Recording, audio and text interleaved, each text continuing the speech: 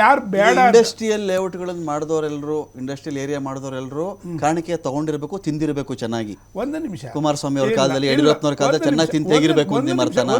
ಕಾಣಿಕೆನೇ ವಿಚಾರ ಆಗ್ಬಿಟ್ರೆ ಸರ್ ಒಂದು ನಿಮಿಷ, ನ್ಯಾಯಯುತವಾಗಿರ್ತಕ್ಕಂಥ ನೈಸ್ ರೋಡ್ ಅಲ್ಲಿ ದೇವೇಗೌಡರು ಕಾಣಿಕೆ ಸಿಗ್ಲಿಲ್ಲ ಹಂಗಾರೆ. ಆಧಾರ ಇದ್ರೆ ನೀವು ಹೇಳಿ, ನಿಮ್ದೇ ಮಾಧ್ಯಮ.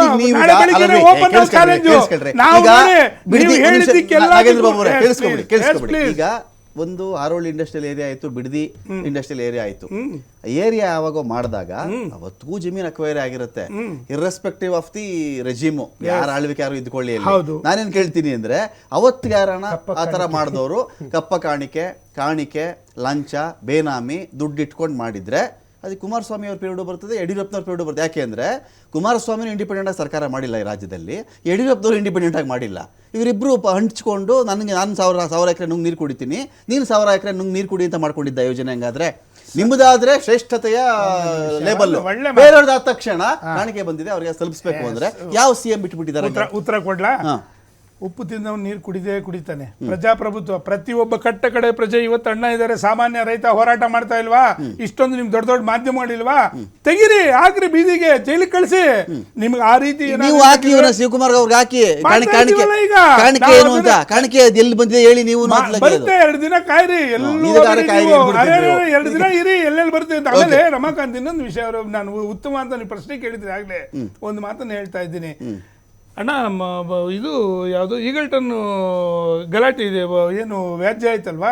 ಎಷ್ಟು ಕಣ 1 ಎಕರೆ ಫೈನಲೈಸ್ ಆಗಿದ್ದು ಕೋರ್ಟಲ್ಲಿ? 12 ಕೋಟಿ. 12.5 ಕೋಟಿ. ಎಷ್ಟು ದೂರ ಆಯ್ತಣ್ಣ ನಿಮಗೆ ಈಗಲ್ಟನ್? ಬಾರ್ಡ್ರೆ, ನಮಗೆ ಬಾರ್ಡ್ರದು. ನಿಮ್ಗೆ ಎಷ್ಟು ದೂರ, ಎಷ್ಟು ಕಿಲೋಮೀಟರ್? 1.5 ಕಿಲೋಮೀಟರ್. 1.5 ಕಿಲೋಮೀಟರ್ ದೂರದಲ್ಲಿ ಇರ್ತಕ್ಕಂಥ ಅದಕ್ಕೆ 1 ಎಕರೆಗೆ 12.5 ಕೋಟಿ. ಇವ್ರಿಗಿರ್ತಕ್ಕಂಥದ್ದು 2 ಕೋಟಿ 7 ಲಕ್ಷ, ಅದರಿಂದ 2 ಕೋಟಿ 55 ಲಕ್ಷ. ಆಮೇಲೆ ಇನ್ನೂ ಒಂದು ಸಣ್ಣ ಮತ್ತು ಅತಿ ಸಣ್ಣ ರೈತರ ಬಗ್ಗೆ ನೀವು ಮಾತಾಡಿ. 2 ಕುಂಟೆ, 1 ಕುಂಟೆ, 5 ಕುಂಟೆ ಇರ್ತಕ್ಕಂಥವ್ರು 675 ಜನ ರೈತರುಗಳಿದ್ದಾರೆ ಇದರಲ್ಲಿ. ನೀವೊಂದು 2 ಕುಂಟೆ ಇರೋರಿಗೆ ಎಷ್ಟು ಬರ್ಬೋದಣ್ಣ? 2 ಕುಂಟೆಗೆ 10 ಲಕ್ಷ ಬರ್ಬೋದು.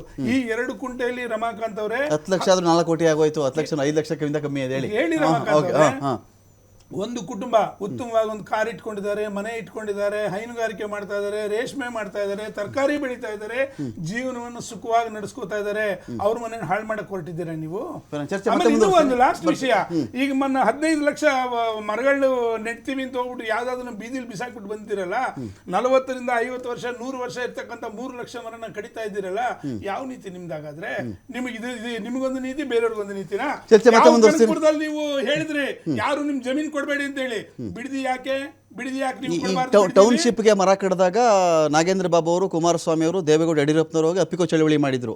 ಟೌನ್ಶಿಪ್ಗೆ ತೆಂಗಿನ ಮರ ತಬ್ಕೊಬಿಟ್ಟಿದ್ರು, ಅವಾಗ ಆಲದ ಮರ ಕಡಿಬೇಡಿ ತಬ್ಕೊಬಿಟ್ಟಿದ್ರು. ಒಂದು ನಿಮಿಷ, ನಿಮ್ಮ ನಿಲುವು ಇರ್ತಕ್ಕಂಥದ್ದು ಇವತ್ತು ನೀವೇನಿಗೆ ಮರಗಳು ನೆಡ್ತಾ ಇದ್ದೀರಾ ಇಲ್ಲಿ? 15